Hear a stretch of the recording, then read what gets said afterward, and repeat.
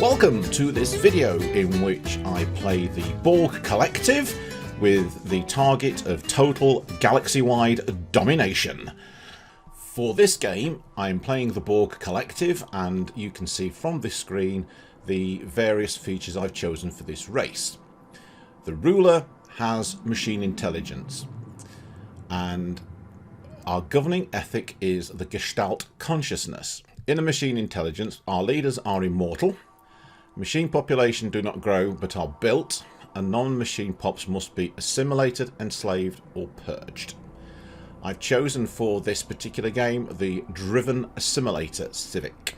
I have tried in a previous game with the Fanatical Purifier Civic on the captain level, and in that game I found it very difficult to keep pace with the AI and how it developed the competitive empires that were placed around me in the galaxy, to the point where it almost became impossible. If I can achieve my objectives in that game, I will produce a separate video for that. But for now, this one looks at how I start on the ensign level, which is a level below captain, with the view of total galactic domination by eventually wiping out all organics or non-cyborgs. Because of the Driven Assimilator ethic, I start with 10 cyborg population, and my cyborgs are Hydra. I like the Hydra character. You'll see from my traits that I got machine mentality, which gives me plus 200% habitability. It costs me 20% less to assemble a pop.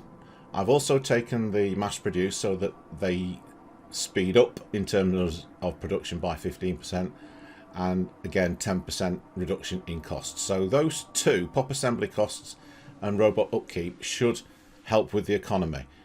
That one makes it cheaper to assemble the pops. This one makes it cheaper to maintain them. My two negative traits are a reduction in leader experience gain and slight increase in empire sprawl from the pops. I've taken the leader experience gain one because with the leaders being immortal, it doesn't really matter how quickly they gain their experience. For the Hydra, they have a continental preference for the habitat. They are cybernetic, so they've got a 20% bonus, 10% army damage, and their leader lifespan is 40 years. They give me extra energy credits, extra minerals, and again a reduction in housing usage. All of these traits designed to improve my economy, and through the economy being able to purchase fleets quicker and research quicker. This is at the very start of the game, so the first thing I will check is which research I want to undertake. And in terms of the physics research, I normally start off with this one that gives an immediate boost to the amount from researchers. What I do need to bear in mind with this, of course, is that I need to build research stations so that I actually have researchers, and sometimes I'm a bit slow at doing that, so I will try to make sure that that's one of the first things I build when I have the building space. For the society research, I will immediately go when it's available for the monthly unity, because that will help with the traditions. And the first engineering research will be... It's a toss-up between these two for more engineering research from researchers, because as previously I need the researchers to boost them, or whether to go for the ceramo metal armour, which would give me an immediate improvement to any ships that I build. I think I'll go with that for now, because this is going to be a very militaristic campaign. Okay, so that's the science chosen. I'm going to look at the edicts. The only edict I can really afford at this stage is the map the stars, which I think is always a very useful one to take, because it does help to cheapen the exploration.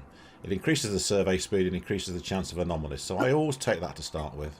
In terms of policies, there's nothing really that I want to change here. I'm expansionist, which if we look at that says that the outpost building cost is 10% reduction, 15% improvement on colony development speed, but 100% border friction. I'm not really that bothered about some of these others. I mean, border friction's border friction, isn't it? We have unrestricted wars philosophy, indiscriminate bombarding. First contact protocol is peaceful, and initial border status open, which I will keep for now, but at some point that will change. We'll have balanced production policy, and we will allow purges to take place. So the first thing I will do is to see where I am in the galaxy, towards the outer edge, and I will send out ships to explore and colonize as quickly as I can. Join me later as the game progresses.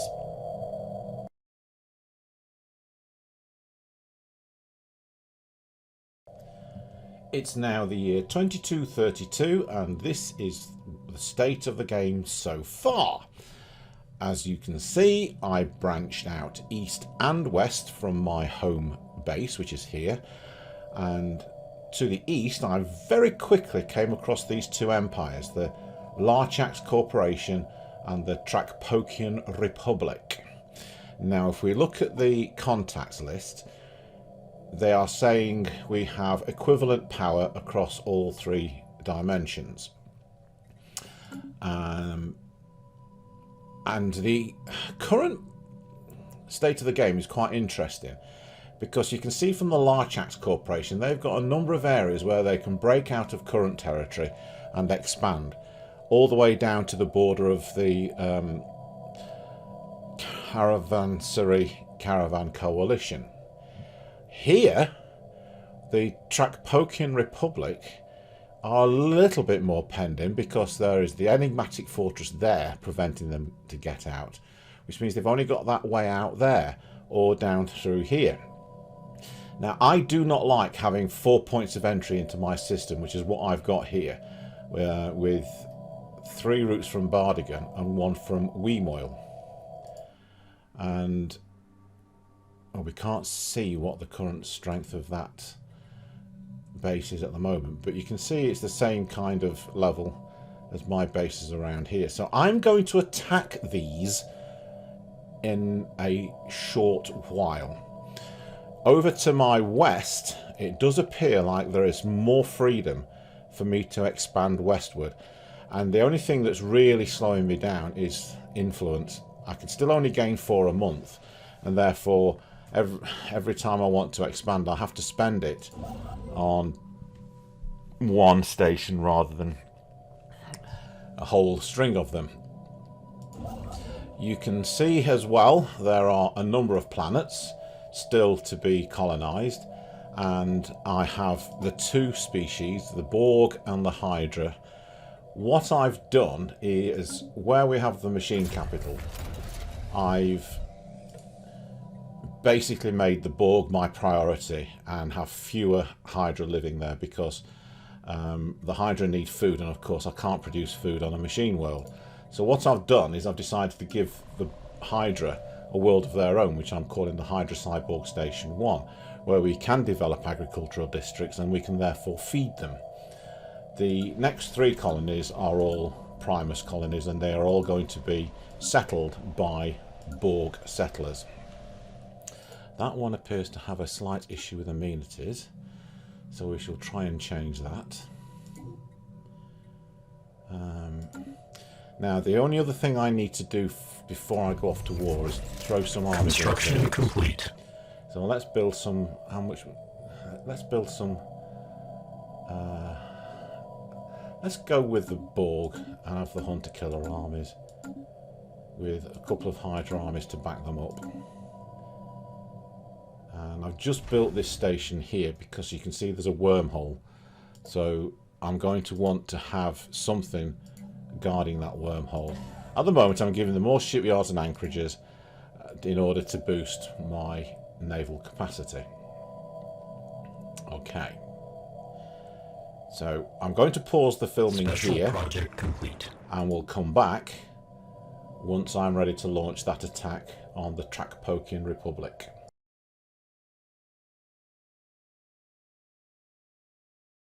Okay, it's wartime. I've moved it a few years on from where we were before, and I'm going to try and blast my way through this Tropican territory. We have to move quick. Diplomatic alert.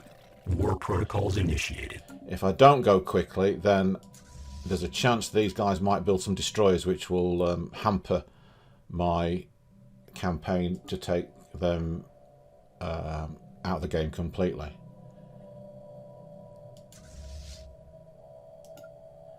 That's why I say we have to move quickly on this one, because if they've built destroyers, then I'm in trouble.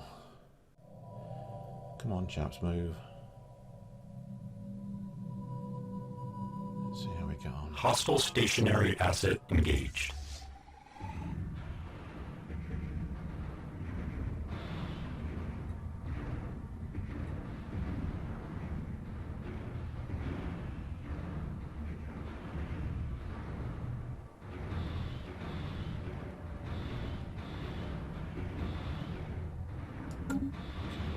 We've got that one coming down. We've won that one. Send the land armies in. Send the land armies in to land on that one.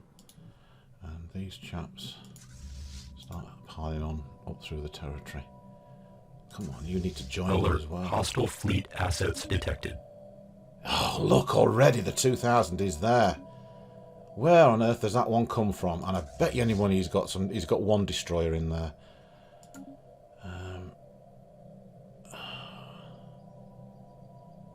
Come on, you slow fleet. Construction complete. We're going to lose that. Planetary pacification protocols initiated. Ground invasion units have achieved all objectives. Well, that's fine, but we've got to get this chap down. How are we doing against him? Come on, you get in there. Right. Hector's protectors.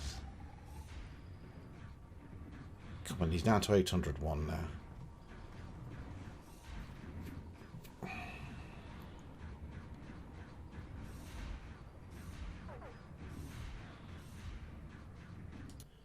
Now, if we've taken that fleet out, then excellent. Let's get a science ship to start going and doing the daybreak. You come up here too. It's possible that that fleet was this empire's largest fleet, which we've now taken out. Alright, Starbase. Going to build a ship. No, not going to build. I'll put an anchorage in there with a service umbilical. I'll come back to those stations in a minute. Let's kind of see what we can do with this Planetary war. settlement procedure initiated. Which? Oh, planetary settlement. That's us, isn't it?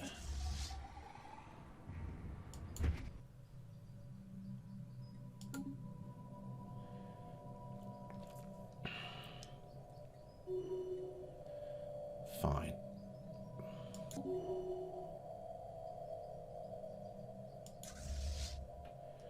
Let's go on. What's he got in there? He's got 1300 in there. Come on, let's take him out. He's got a couple of big fleets that he shouldn't have. They're hurting me. Hostile fleet assets engaged.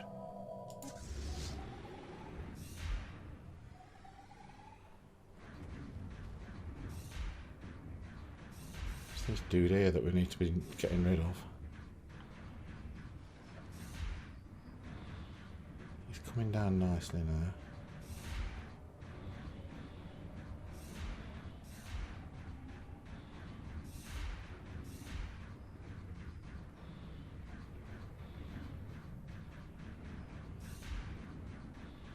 How are we doing for fleets? Yeah, I've lost 9, 10, 3. I'm going to have to re-heal and reinforce. Do we have any? Oh, we do have 2 planets in there.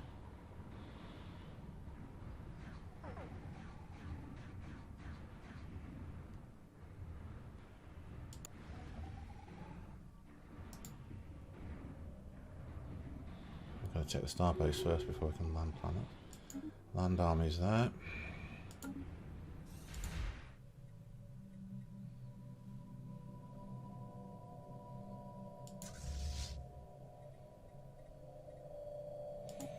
Heal, heal, heal. Because they're all into starbase now, which is convenient. And we'll reinforce them all. Planetary pacification protocols initiated. Ground invasion units have achieved all objectives. Not quite, mate, because there's another planet in there for you to take out.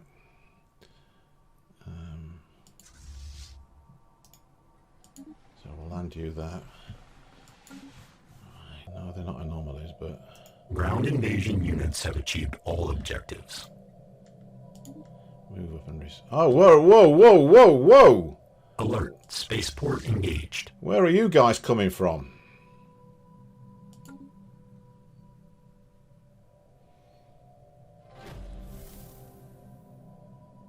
Oh, don't go back on your own, you stupid fleet. The whole lot needs to be in there. Fleet unit offline.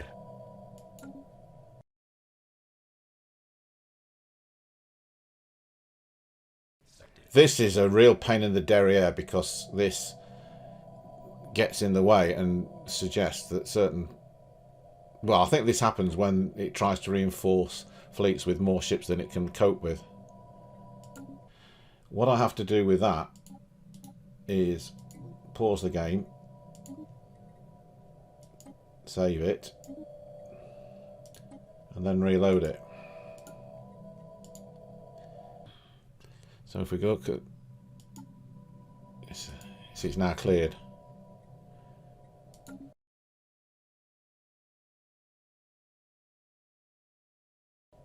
Right. Are we ready to go back again? 845 they've got this time. Time to carry on with the pacification of this race.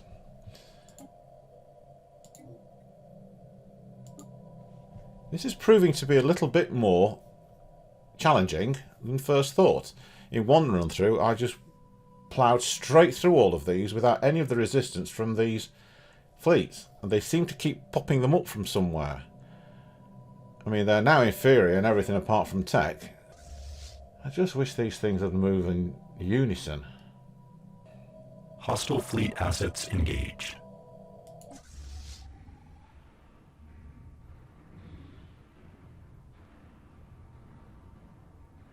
Communications alert. Yeah, we'll have a research agreement. You come round. Where are we going to go first? I think we're heading here first.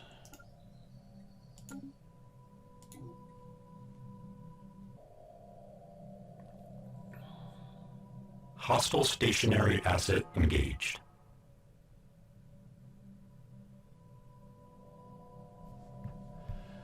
The question where is one? Ship fragments dissected. That's... Let's head up to Heka and send the armies in shortly afterwards. In the past, when I've tried this conflict, I've usually taken out the capital and got them to move to Rebellious.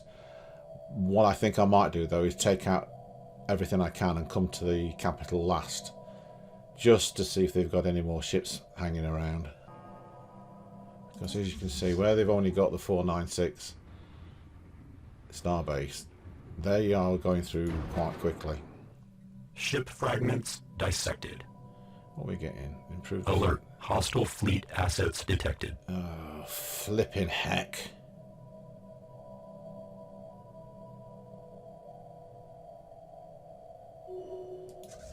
Where are they picking these? No, I've come around here, aren't we? Where are they picking up these guys from?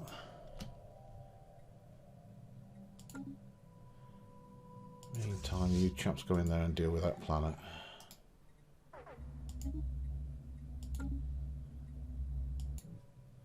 Ship fragments dissected. Alert. Spaceport engaged. Oh, come on. Alert. Station engaged. Move faster to get there. Oh, he's taking it back. Ay, ay, ay, ay, ay. Come on, you guys are so slow at getting in there. Ship fragments dissected.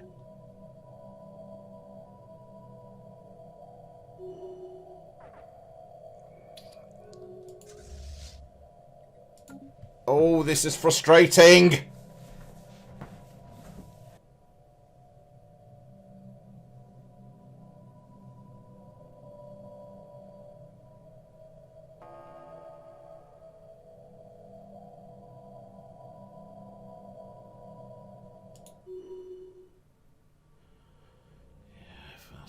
It's coming out again. It's going over there, look.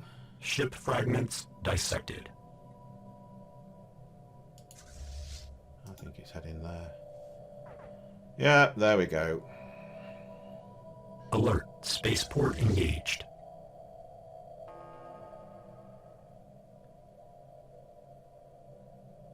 We need to get those out of there.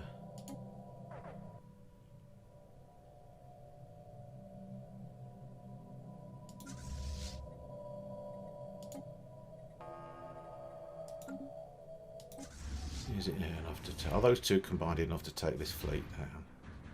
See, they've got destroyers again.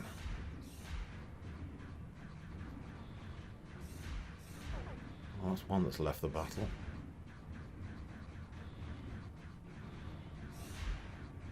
That's another one that's left the battle. And another one. So they're just fleeing rather than dying.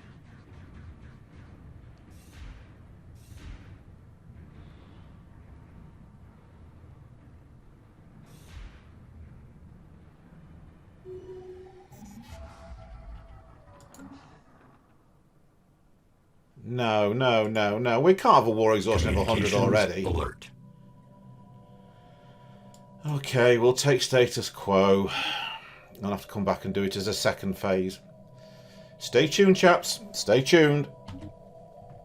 When I said stay tuned a moment ago, what I actually meant to say was stay tuned for video 2.